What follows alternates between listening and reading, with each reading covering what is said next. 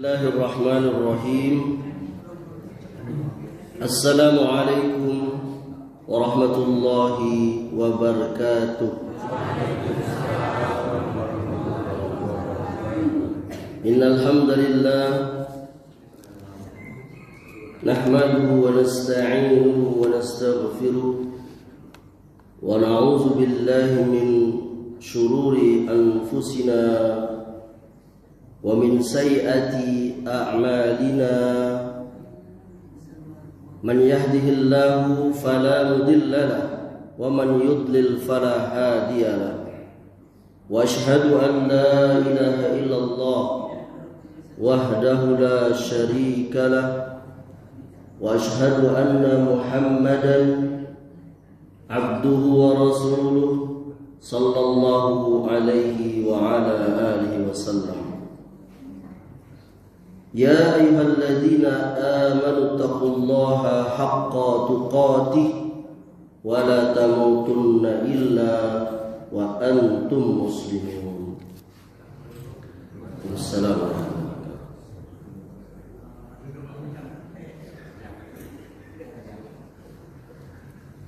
Ayahanda dan ibunda serta saudara dan saudariku dan anak-anak, para pengurus dan jamaah Masjid Ukhuwah Kebon Beler yang saya cintai dan saya muliakan. Mari kita lanjutkan pelajaran akidah kita, masih melanjutkan pembahasan Nawaqidul Islam, bab yakni hal-hal yang dapat membatalkan keislaman. Bahwa selama ini yang kita ketahui dan kita pahami, yakni ada pembatal-pembatal di dalam ibadah, semisal pembatal sholat, pembatal puasa, pembatal perkawinan dan sebagainya. Namun ternyata di dalam bab akidah juga ada pembatalnya, dan inilah yang lebih penting karena ini menyangkut keselamatan kita dunia akhirat, persoalan-persoalan tentang akidah, yakni yang kita kenal Nawaqidul Islam atau iman, pembatal-pembatal keislaman seseorang atau keimanan seseorang. Pada bulan yang lalu telah saya sampaikan, yakni sampai pada poin ke-6 kalau tidak salah saya.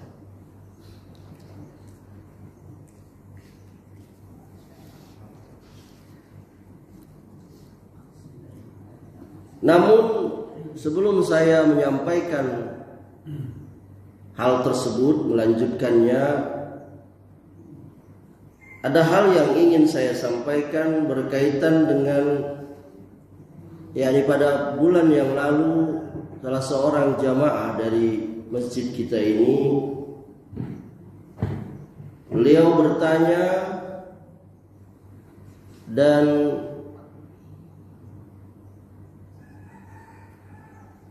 boleh dikatakan beliau mengungkapkan apa yang ada di dalam hati beliau dengan perasaan yang cukup membuat bergetar hati saya, karena barangkali menunjukkan akan keadaan yang dia hadapi. Jadi ini bukan persoalan yang berat, tapi barangkali bisa menjadi perhatian kita bersama, karena beliau bercerita bahwa kadangkala beliau di dalam sholat itu merasa terganggu, yakni dengan adanya tulisan-tulisan yang ada di pakaian orang yang ada di depan dia, semisal baju atau kain sarung, yakni berupa tulisan-tulisan atau gambar-gambar yang membuat kekhusyukan sholat dia merasa terganggu, dan dia bahkan sampai sesegukan waktu itu bercerita kepada saya, dan saya juga sudah berjanji akan menjawabnya di majelis yang mulia ini. Dan saya mohon ampun kepada Allah Subhanahu wa taala jika jawaban saya ini tidak bersesuaian dengan apa yang telah diajarkan oleh Allah melalui Rasulullah sallallahu alaihi wasallam. Karena bagi saya pribadi, ditanya satu pertanyaan oleh seseorang itu, siapapun dia, itu adalah sesuatu yang sangat berat. Karena bagi seseorang yang dia menjawab sesuatu hal, apalagi dalam hal agama, yang dia salah dalam menjawabnya, maka itu akan berdampak besar, baik bagi penanya atau bagi kami yang menjawab itu sendiri. Bahkan Nabi SAW, beliau pernah mengatakan, man uftiya bi ghairi ilm, barang siapa yang diberi fatwa tanpa ilmu, maka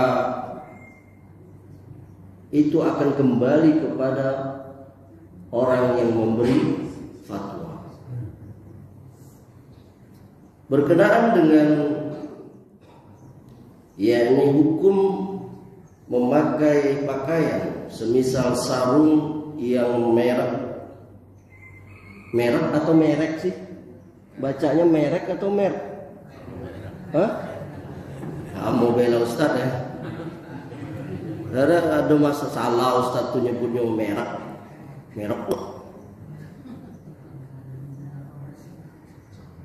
atau tulisannya itu ya, hukum memakai sarung merek atau tulisannya itu terlihat saat sholat. Ini saya dapati secara tafsil atau secara rinci itu belum ketemu saya. Tapi secara umum para ulama ada menjawabnya, baik ulama salaf, ulama dahulu atau ulama-ulama kontemporer. Mereka menjawab bahwa yang pertama, hukum asalnya itu boleh. Karena memang hukum asal pakaian dalam sholat itu adalah mubah selama dia suci dari najis, menutup aurat, tidak transparan dan semacamnya, yang bisa menyebabkan sholatnya itu berkurang atau bahkan batal. Karena menutup aurat itu bagian daripada syarat sah sholat. Sepakat? Sepakat? Ijma, kita sepakat ya.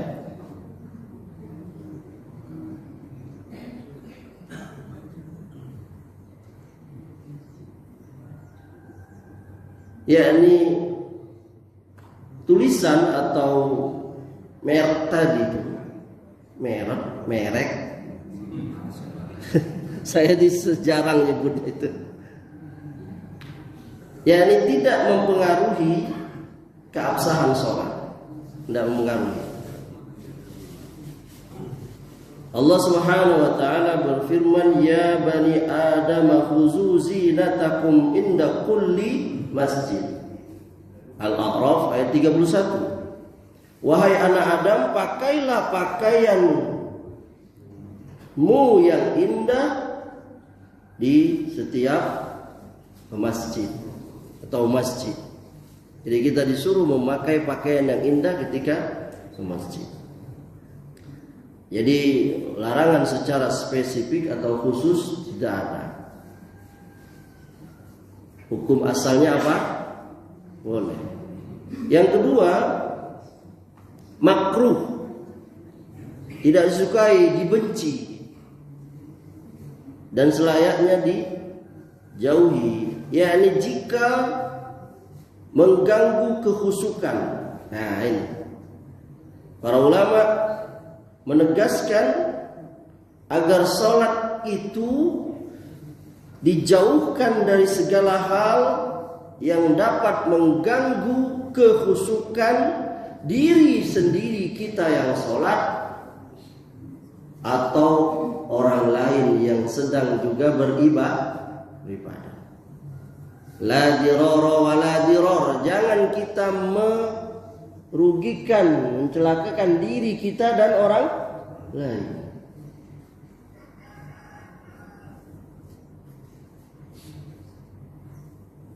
Jadi tidak boleh kalau dia yakni tulisan itu, gambar itu sampai mengganggu kekhusyukan orang lain, bahkan mungkin diri kita sendiri.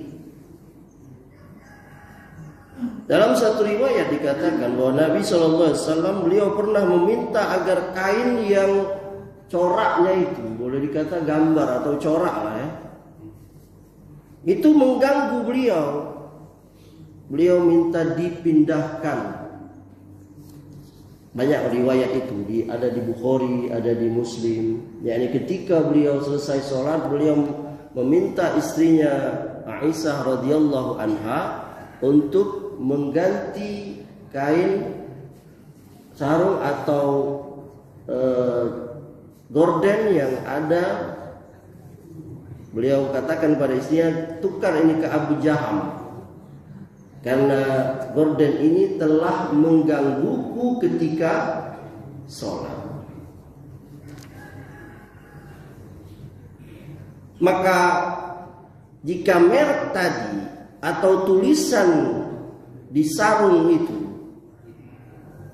di baju itu besar, terbaca, mencolok, atau bahkan menarik perhatian sehingga membuat orang di belakang menjadi sibuk memperhatikan tulisan itu, maka hukumnya makruh. Karena apa? Karena merusak kekhusyukan sholat jamaah. Jadi memang sholat itu harus dijauhkan dari segala sesuatu yang mengganggu kekhusyukan itu, apapun juga itu, baik itu indera, penglihatan, penciuman, pendengaran. Bahkan Nabi SAW menegur sahabat yang ketika ada sahabat yang lain sedang sholat, dia membaca Al-Quran, ditegur. Tapi sekarang kita sudah gimana sekarang? Sholat Jumat misalnya, speaker masjid itu kadang di dalam tuh bukan lagi besar, gedang nih. Betul. Lalu bagaimana solusinya? Ini hal yang terbiasa. Ada sebagian masjid memberikan solusi, boleh memutar murotal, qori, baca Quran itu ya diberi batas dari jam berapa sampai mulai berdatangan jamaah masjid itu. Sebenarnya lengkap, itu Departemen Agama dulu tahun 75. Saya punya bukunya itu. Itu rinci berapa menit kita mutar kaset itu, ada kita aja, atau sosialisasinya yang kayak ini. Tadi saya lihat, saya bangun tadi jam 4. Mungkin ada orang yang sedang sholat apa? Ada yang mutar jam 4. Jam 4 kurang 15. Ini menurut saya ya. Ini kurang. Mungkin ada tetangga yang dia sedang tahu. Ini jangan dikatakan bahwa si Amri atau yang orang yang sepaham dengan dia itu nggak suka dengan Al-Quran. Bukan. Kadang-kadang sesuatu yang benar itu kalau ditempatkan dengan sesuatu di tempat yang salah, di waktu yang salah, nggak tepat. Kita menasihati orang itu hakun, betul. Tapi kapan menasihatinya itu harus tepat. Ketika orang sedang marah kita nasihati, wow. Mau ulama juga nasihati bisa kacau beliau. Saya pernah mengalami itu, melihat ada seorang dai besar di hadapan saya sendiri. Dia, ini nggak boleh. Ketika pembesar itu, salah seorang tokoh di Bengkulu ini, pejabat, meninggal dunia dan keluarganya itu berduka dengan sedikit, mungkin di hadapan dai ini agak berlebihan, dia tegur. Lalu seorang cucunya yang dia seorang ya mungkin punya kedudukan juga, dia marah. Anda nggak tahu saya ini, dan terusnya. Ini betul, itu tepat. Orang lagi sedih. Nah, kita kembali ke tadi itu ya. Jadi apabila tulisan itu yakni memberikan pengaruh kepada orangnya, ahsannya, sebaiknya, yakni saya sendiri mengajak kita yang memakai sarung atau pakaian boya mereknya, kalau tidak bisa dilepas, ditaruh di mana? Di depan atau di bagian atas sarung itu. Memang kita susah juga. Yang jualan sarung ini dia untuk iklan, ya kan? Betul nggak? Betul? Nah, ini kan ada, cuma ditaruhnya di dalam. Kalau taruhnya luar sih kok, wah, merek Ustaz Amri itu merek itu dah. Saya tidak mau nyebut kalau dia marah pula ya. Kalau ditaruh di mana? Di luar. Nah, merek sarung ini pandai yang jual sarung. Iya kan? Supaya kita naruhnya di mana? Di belakang. Kan ada garis sarung itu kan ada kan? Kalau kita yang suka pakai sarung itu ada tuh. Nah, ini supaya taruh di belakang, simetris. Nah. Tapi kalau kayak baju-baju kaos yang ada tulisan besar gambar, itu sebaiknya ya dijauhkan ya. Oleh karenanya yang ketiga, tidak boleh jika mengandung unsur yang dilarang. Nah, ini tak boleh, ini lebih keras lagi. Tadi agak bawah nomor 1 agak boleh, mubah, 2 makruh. Nah, ini lebih keras lagi. Tidak boleh jika mengandung unsur yang dilarang, bahkan haram. Apa itu? Apabila tulisan atau merek itu mengandung simbol maksiat.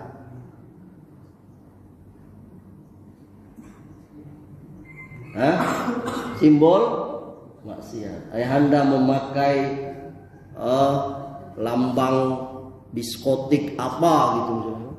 Yang di situ tempat orang dugem atau dugem sih? Wah, sering ya ibu ya? Tahu, canda ibu ya. Dugem. Oh, diskotik tahu kan? Kan ada tuh.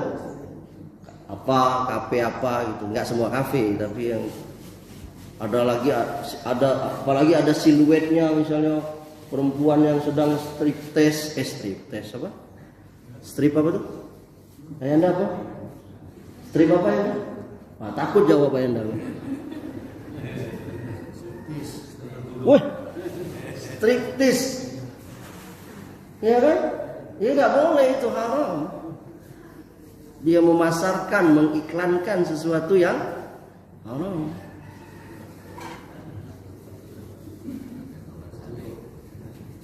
Betul. Lambang-lambang kekafiran yang misalnya gambar salib, dalam kita nggak boleh. Nabi melarang, suruh membuka apa-apa yang sepersis seperti salib. Yakni itu lambang mereka. Baik itu Tuhan mereka, baik itu simbol-simbol kekhususan mereka, yakni orang-orang kufar di luar Islam. Apalagi jadi simbol ibadah mereka, nggak boleh seorang Muslim. Nanti Desember ya, nggak usah lagi kita berpolemik, sudah. Lakum dinukum, nggak usah lagi kita pakai simbol itu apa? Buat apa? Baju inilah, topi inilah, ngapain? Kurang topi apa Islam? Banyak topi orang Islam. Mau pilih apa? Di Indonesia aja topi yang dipunyai orang Islam, yang dipakai orang Islam itu banyak. Ustadz, kalau gitu kita nggak boleh pakai topi. Boleh, tapi tidak boleh kalau topi itu kekhususan agama sesuatu di luar Islam. Itu sudah tahu orang itu topi agama anu. Apalagi jadi lambang simbolnya, ibadahnya itu nggak boleh.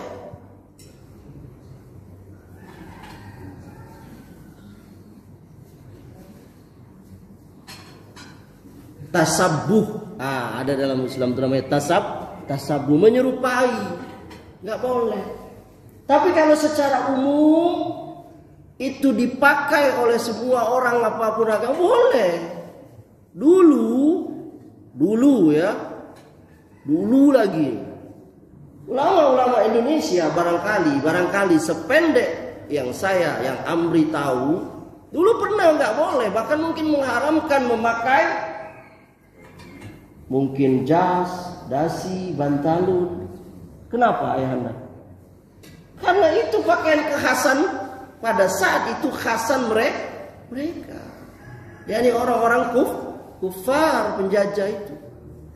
Tapi setelah berasimilasi, campur baur, akhirnya pakaian itu jadi semua pakai. Bahkan saya, para ustadz, para dai mubalik sendangnya pakai jas, pakai dasi dulu. Tidak ada dasi ustadz, diedit.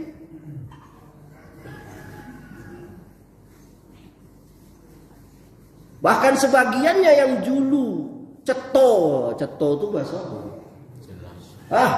Bahasa apa itu? Bahasa Jawa. Berarti orang Palembang ngambil. Saya orang Palembang, dia ambil dari bahasa Jawa. Ceto, jelas dia itu. Itu pakaian orang di luar, tapi sudah masuk seperti ini yang ayahanda pakai ini banyak. Yakni baju koko. Namanya aja baju koko. Koko itu apa? Cina, kakak bagian. Baju koko. Tapi sudah satu, jadi pakaian kebanggaan ayahanda. Ayahanda ganteng sekali pakai baju. Itu baju koko. Tapi sudah jadi baju kita. Bahkan jadi ciri kita. Maka nggak apa-apa. Nggak tasabu itu enggak. Peci, kurang peci apa gitu? Ada peci nasional, songkok nasional. Ada peci Bugis, mana yang peci Bugis? Ada enggak? Ada? Ada peci Maroko. Yang ada apa? Ada tali sini, peci Aladin. Apa lagi? Ada peci Cino itu yang lucu itu. Ada yang peci putih ya, itu yang putih. Itu rambut. Itu yang pakai Zulham. Ada peci itu, peci yang kando siapa? Peci apa tuh namanya? Peci apa tuh? Pokoknya itu nggak apa-apa.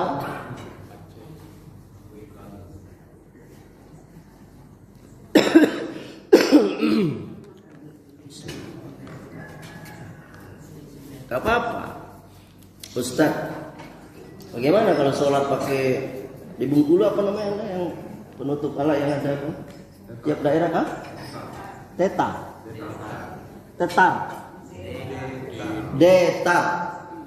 Detar ya? Boleh aja. Tapi sebaiknya ada lagi. Ada di dalam kita itu ada namanya pakaian sughroh. Sughra itu apa? Eksentrik, beda dengan yang lain. Itu sebaiknya dijauhi. Ada seorang ulama, dia datang suatu tempat, dia asing di situ. Dia lihat pecinya beda dewe. Oleh dia peci itu disimpan, dia nggak mau. Tapi orang kini, malah suka pakaian Sughra itu, eksentrik itu, beda sendiri itu supaya katakan tadi supaya viral.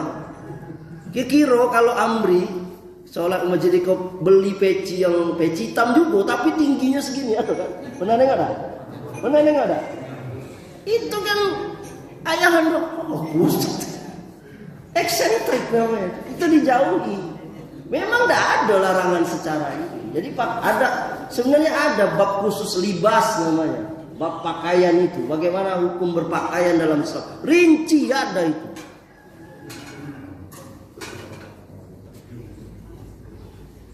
Nah, ya nggak? Sengaja dia. Sama kayak anak motor apa tuh? Anak yang galak nongkrong-nongkrong di simpang-simpang lampu merah tuh metal ya. Kan kita kalau motor keluar dari pabrik itu kan enak makanya kan. Stangnya itu apa? Simetris, standar, enak di tangan. Dirubahnya apa kalau bahasa motor itu dirubah tuh? Hah? Oh, dimodifikasi. Stangnya jadi setinggi kuno. Melambai ku kalau kebut. Melambai. Ya Allah. Nyusahin.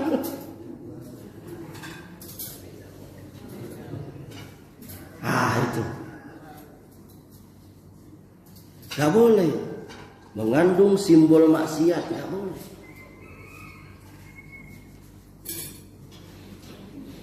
Gak boleh kita tasabuh berpakaian.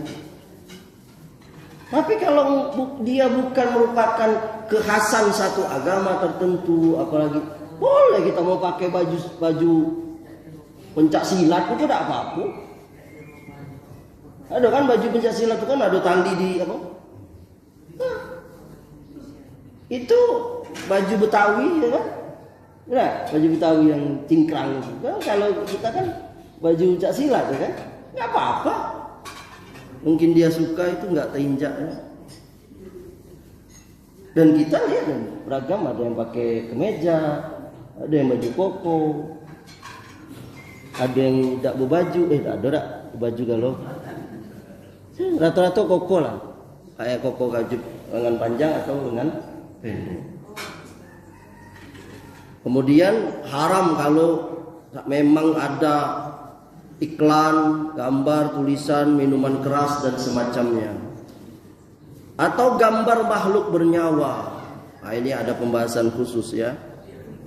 Atau ada tulisan-tulisan yang tidak pantas, tulisan adu domba, tulisan jorok, kotor. Ada nggak? Ada itu tulisan kutunggu apa? Wih, nyambung aja kan. Kutunggu, itulah kutunggulah, kutunggu abang lah gitu. Oleh karenanya nggak boleh itu, apalagi untuk sholat, jangan ganggu orang. Apalagi itu bertentangan dengan adab berpakaian di hadapan Allah.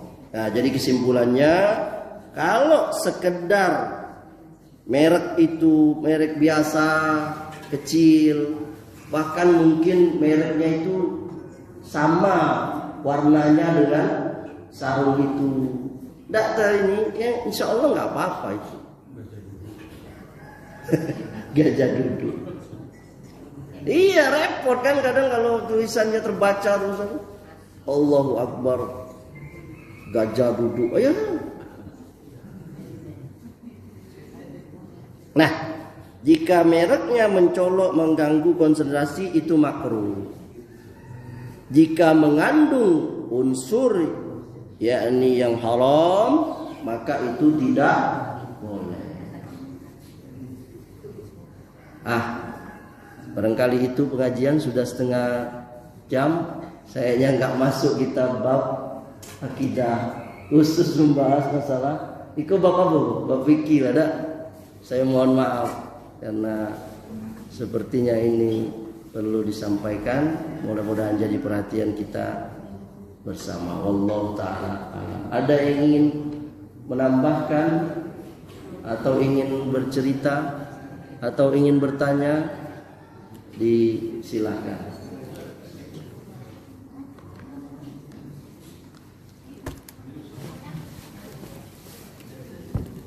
Ya, Anda.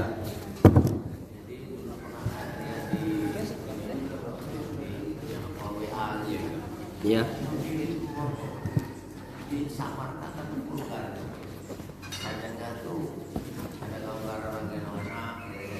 Iya.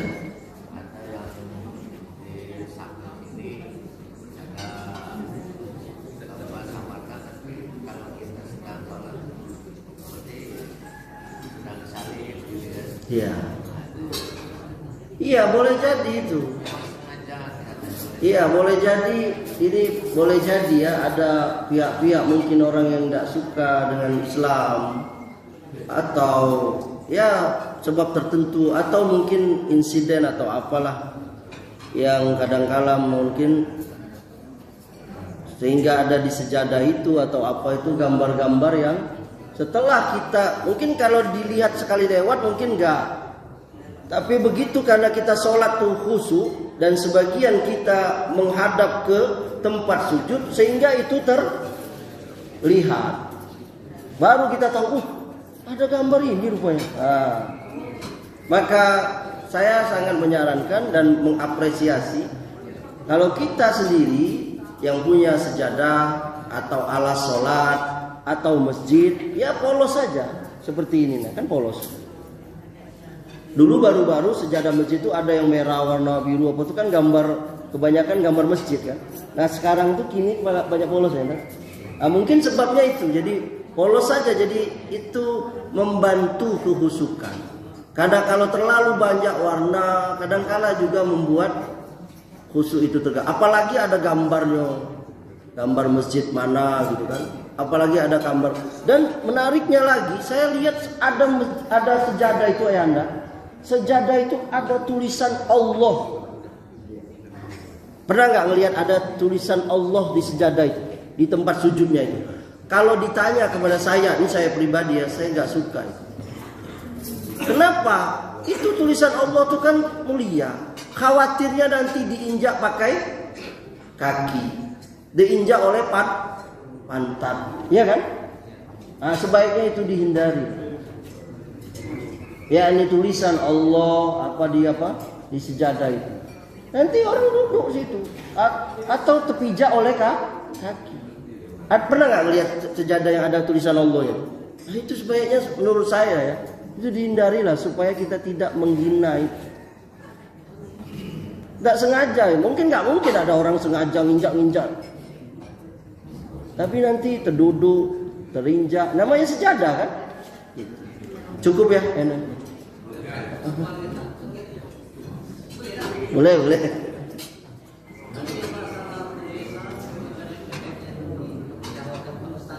Apa?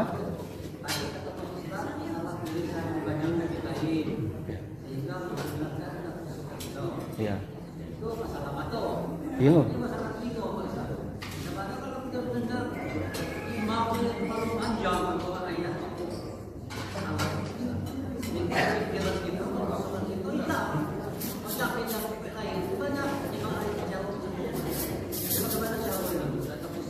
Iya, nggak boleh seorang imam memperpanjang bacaan. Itu pernah terjadi di zaman Nabi.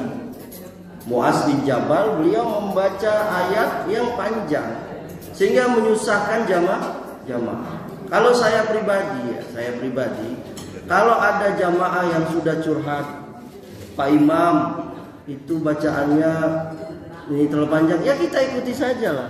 Apa susahnya sih?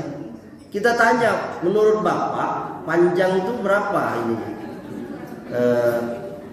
Yang panjang itu lewat dari berapa? Menurut kami sebaiknya kalau bacaan misalnya surah apa sekian ayat aja Ustaz. Misalnya paling banyak 10 kalau Al-Baqarah misalnya ya. Kalau juz amma ya mungkin yang akhir-akhir surah itu Wadduha atau apa. Kita tanya kepada dia. Kalau saya ya, tanya bapak bagusnya Pak. Nggak masalah kita menyenangi orang itu. Dan itu juga tidak melanggar. Nggak baca aja juga nggak apa-apa. Sehingga orang senang, suka ke masjid itu. Jangan membuat orang lari dari ini. Allah Ta'ala gitu ya. Jadi sebenarnya sering kita ulang-ulang ini kan pembahasan ini. Tapi ya nggak apa-apa kita ulang terus. Cukup ya? Cukup. Barangkali semoga Allah Subhanahu Wa Ta'ala memberikan kepada kita pemahaman yang benar tentang agama kita. Subhanakallahumma bihamdika asyhadu an la ilaha illa anta astaghfiruka wa atubu ilaik. Wabillahi taufiq wal hidayah. Assalamualaikum warahmatullahi wabarakatuh.